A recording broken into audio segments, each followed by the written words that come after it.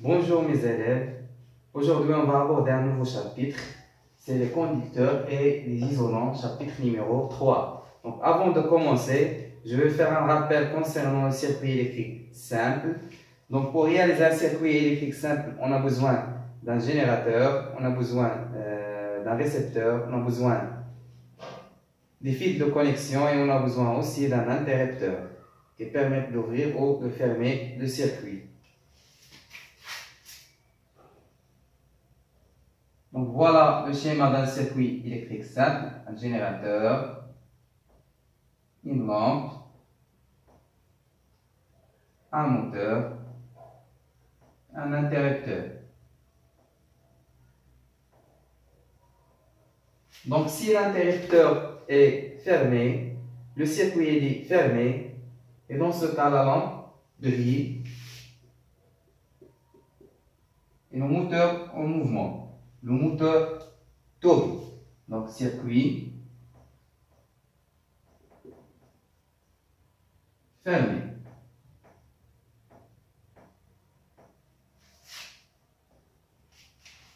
Si l'interrupteur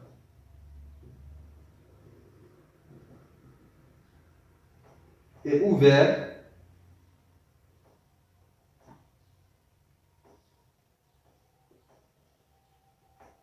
si l'interrupteur K est ouvert, donc la lampe est éteinte, circuit ouvert.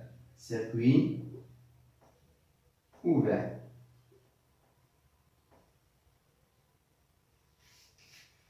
Donc la lampe brille dans le cadre d'un circuit fermé. Et on parle d'un circuit fermé, c'est l'interrupteur fermé. On parle d'un circuit ouvert, c'est l'interrupteur ouvert. Dans ce cas, la lampe est éteinte et le moteur ne fonctionne pas.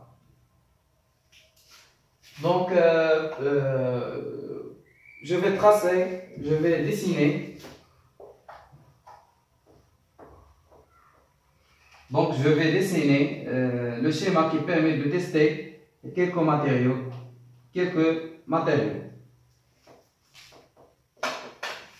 Donc, pour tester quelques matériaux, on utilise le schéma suivant.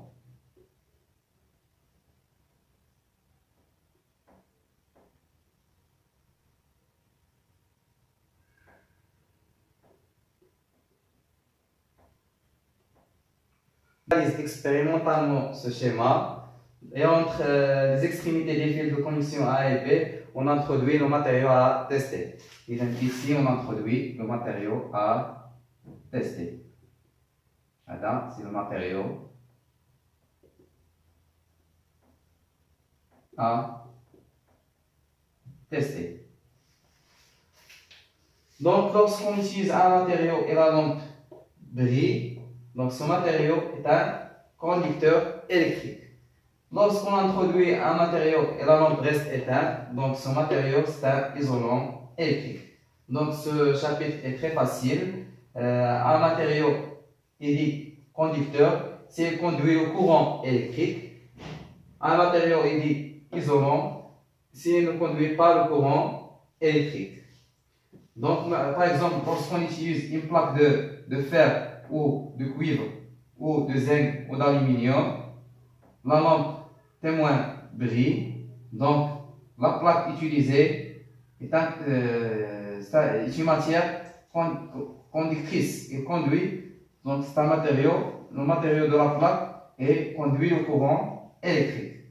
Lorsqu'on utilise un morceau de verre ou de plastique ou de céramique, donc la lampe reste éteinte, donc on conclut que le plastique, le verre, le céramique sont des isolants électriques. Donc la définition des conducteurs électriques. Les conducteurs électriques ont la propriété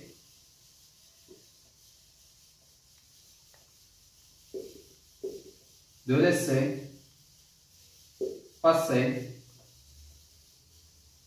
le courant électrique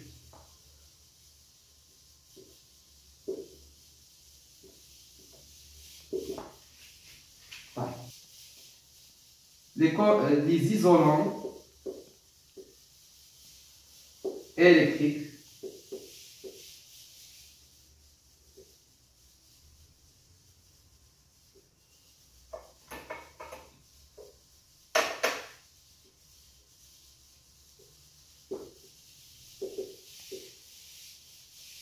Ils ont la propriété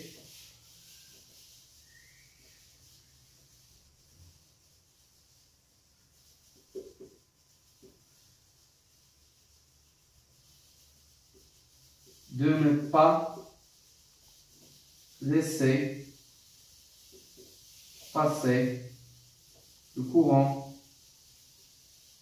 électrique.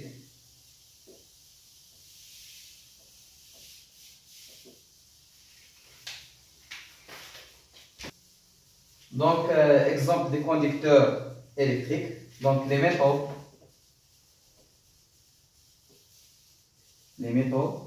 comme le fer, aluminium,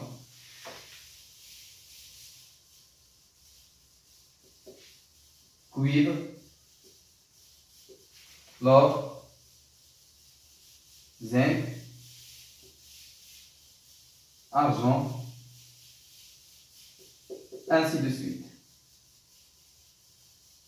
Donc on a aussi le corps humain.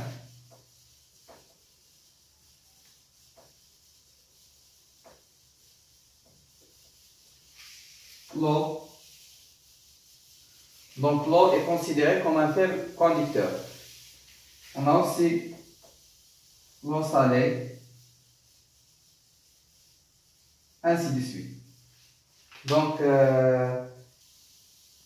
exemple des isolants électriques.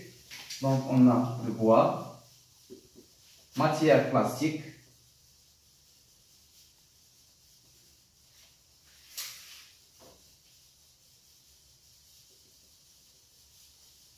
le verre,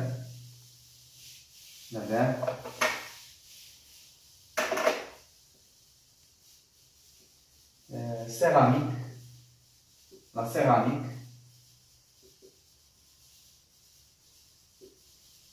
caoutchouc.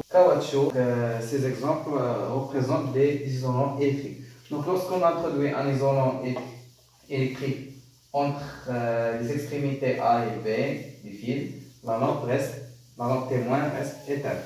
Lorsqu'on introduit un matériau conducteur électrique entre les points A et B, la lampe s'allume. Donc, comme grande 2, la chaîne conductrice d'une lampe, c'est la deuxième partie des conducteurs isolants. Donc, voilà la lampe. Et quelle constitution de la lampe? On a le filament, donc voilà le filament. On a une tige métallique, on a deux tiges métalliques, la première tige métallique, la deuxième tige métallique.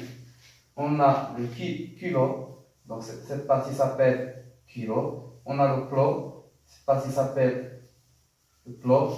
Et le ciment. Le ciment est représenté en verre. Et on a aussi le verre, l'ampoule en verre. Donc la chaîne conductrice d'une lampe, voilà la chaîne conductrice d'une lampe, أنا بالنسبة للأسبوع التالي la chaîne conductrice d'une lampe هي هذه هكا. Donc la chaîne conductrice d'une lampe c'est le culot, tige métallique, filament et le plot. Donc chaîne conductrice, plot, tige, filament, culot. Donc, comme on remarque, la lampe éclaire quand son filament devient incandescent lors du passage du courant. Donc ce filament devient incandescent lors du passage du courant électrique. Donc, pour fonctionner, pour allumer une lampe, on branche la lampe, on branche le culot et le plot de la lampe avec un générateur. Donc mes élèves, on va tester quelques matériaux. Voilà l'expérience. Donc l'air. On a l'air. Donc état de la lampe éteinte. Donc c'est un isolant. On va tester le bois. Donc la lampe éteinte. C'est un isolant. On va tester le cuivre.